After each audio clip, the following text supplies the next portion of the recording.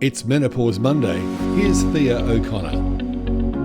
There are numerous surveys, studies, and anecdotes about the negative impact that menopause can have on some women's careers. And that could range from plummeting professional confidence right through to thinking about or maybe even quitting their jobs. But here's the truth. It's not so much menopause that's the problem. It's the symptoms and the stigma and the lack of support that surrounds it.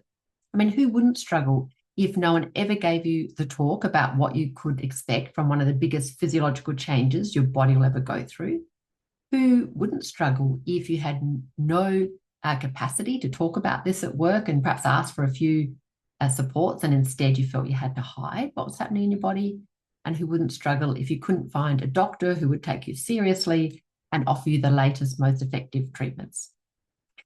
Now, the good news about all of this is that those three things, silence, lack of support, and stigma, they're all modifiable factors. You know, we can normalize conversations at work and at home.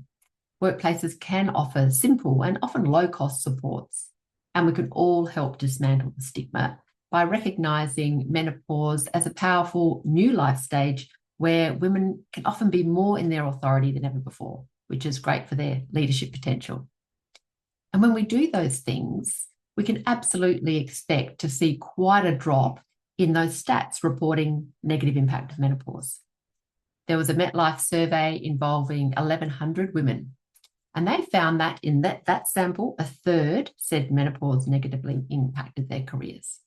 However, with no employer support, that percentage jumped to 49% saying menopause had a negative impact.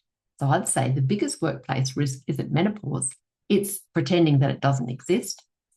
And thirdly, they found that with employer support, only 14% said that menopause had a negative impact on their careers.